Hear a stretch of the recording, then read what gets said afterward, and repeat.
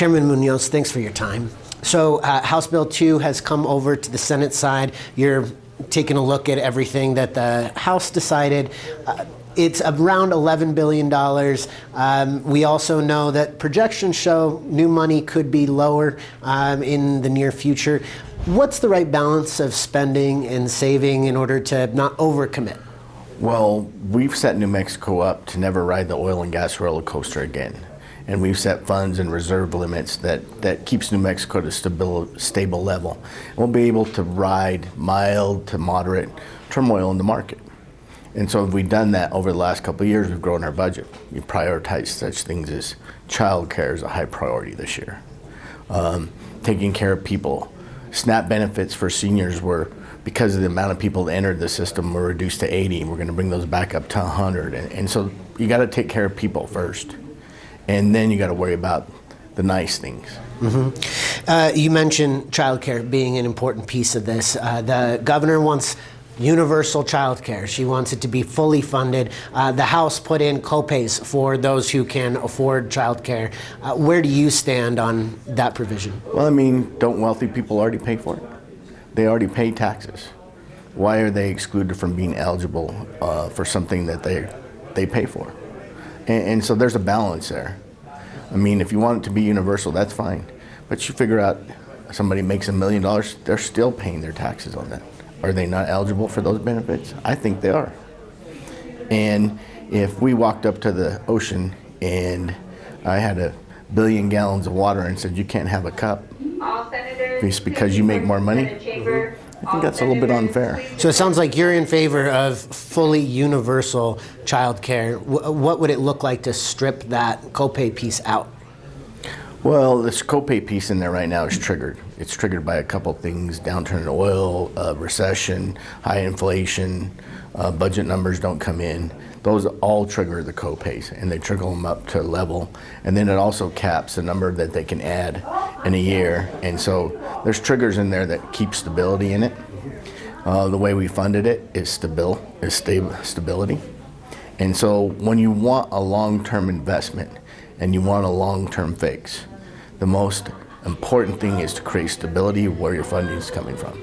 Now, your committee obviously has a ton of power around what the budget ends up looking like. The governor does have line item veto power. What do those negotiations look like between the legislature and the executive? And, when it comes to child care copays or anything else, is there anything else that tension is there that you're trying to negotiate with the executive? I mean, the tension's always there. I mean, the House sent over something that we got to move and shift around. I mean, we know we've had wildfires. They left us a $200 million hole in wildfires that we have to manage. We have to figure out how to keep our reserves at a certain level in the appropriation contingency fund and our reserves. And so that's a big number to balance out. They spent a lot of money, but we have to rebalance. We have to now shape it in conversations with the exec. Sometimes they're easy, sometimes they're hard. Any that are particularly hard right now? I mean, you categorize, for me, I categorize things like what are really the wants and what are really the needs? And how do you target the needs? Just like I mentioned with the seniors. If we're going to reduce their SNAP benefit to 80, when we have just an amount of going, the need is there. So help the people that are in need. It's a $5 million cost. Fix the needs. Then let's talk about the wants, the things that we want to do, but are we going to be able to achieve an administration that's going to be capped in 6 months from spending? You've talked about reserves a number of times. In the House bill, they are at 28%.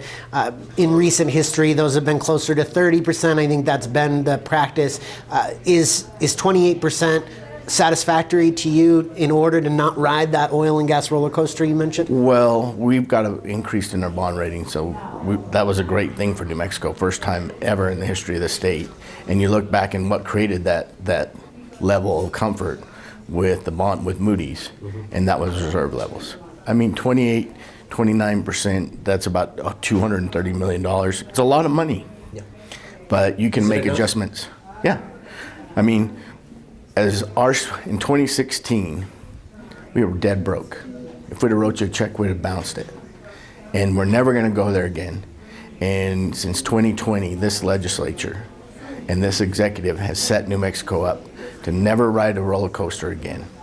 And so as we did that, we had to bring our reserve levels up so that we know we have the money in case there's a downturn, that we can feel critical things and create stability. Some big priorities in the budget. Education takes up a lion's share of it. Healthcare is another biggie.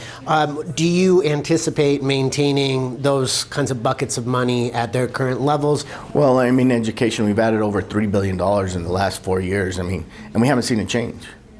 We got to start to see that change in our educational level. Meaning the outcomes, student outcomes. Student haven't outcomes, changed. yeah. I mean, Okay. we know if we target 7th through 9th grade, that's where our biggest dropout rate is. We can get 2,200 students in the state of New Mexico. It puts us in the middle of the pack. That's a small amount. But everybody's got to do their job at the end of the day.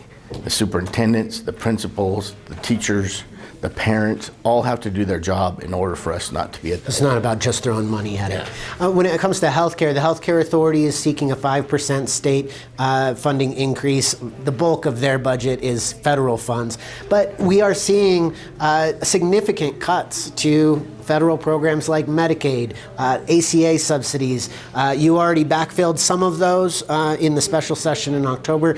What can those who are on Medicaid, those who are on Obamacare plans expect from the Senate Finance Committee? Well, we've already filled some of those during the special session, so those numbers will continue. So we're going to try to hold that level. Okay. Our biggest problem is we don't know what the feds are going to do to us. The rules aren't out. We've started to build 200 more FTEs for the Medicaid program so that they can handle under the new federal laws. That's more employees. Yeah.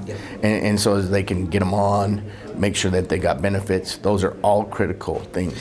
So when it's chaotic in Washington, you don't know what to expect to come down from the federal government. How do you anticipate that when the discussion is happening now? We can't. There's no way to us to anticipate and budget for something that hasn't happened. So is that the contingency fund, the reserve funds? Is that where you're going to lean? I mean, that's where we'll lean, but we'll have to come back to a special session if any more changes happen. But planning for those changes that were enacted is what we do now. Not knowing what's going to happen next. There's a different crisis every 5 minutes. And so we can't handle that. And federal funds are getting cut, and we can't backfill everything that's federally funded. So some stuff will have to fall through? Some funds are going to have to fall through. They're going to have to figure them out on their own. There was an amendment that failed on the House side that Republicans brought, hoping to reimburse these communities that house ICE detention centers. There's the Immigrant Safety Act has been signed by the governor. Those contracts between the counties and ICE will end. That amendment failed. Any appetite for it in the Senate? We've been holding hearings for the last 3 days over House Bill 9 with Torrance County, Cibola County, and Otero County, and each one of those is different in their process and how we're going to have to react to them. So we are building that plan. I think there's another hearing this afternoon with that, but we are figuring out what we're going to do. So there will be something for them in this budget. There will be something for me, but it's interesting that when uranium caved out of the Grants uranium area, they gave them prisons to help recover for the country. Right, that's the bulk of their economy. Yeah, and now we're taking prisons away, which we gave them, and so we're going to figure that out. It'll be a slow process. It'll be a short-term process till we can get to that. Will it be backstopping them financially? Will it be economic development? It will be all the above. Okay. Ricky Serna is out as the governor's Secretary of Transportation. Were you aware of potential tension there between the secretary and the governor, or did you have an assessment of Serna's work when you threw in the road bonds and the rocket docket? That went through in the first 2 weeks. Any concern there around DOT now not having a secretary? I mean, we've looked over the history of DOT and where it's come, and it just got more turmoil and more turmoil and more turmoil. And the legislature was like, we've had enough. We need stability. Everybody wants good roads, including the speaker. And we want to make sure that those roads are funded and paid for. And secretaries have to lead, and they have to lead in a direction that sets New Mexico up. And was Serna not leading? I don't believe it was.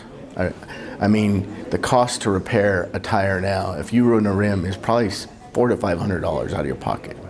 That's less when you pay in a gas tax for better roads. Well, what do you want to see now that 1.5 billion is heading towards roads in terms of bonding capacity? What do you want to see change at the top of the DOT? Well, I think leadership will change everything below, and targeting, figuring out where the most needs are, and prioritizing those roads and how to maintain what we have. If you don't maintain what we have, then we're just rebuilding roads at a higher cost. Chairman Munoz, thank you so much for your time. Thank you. Yep.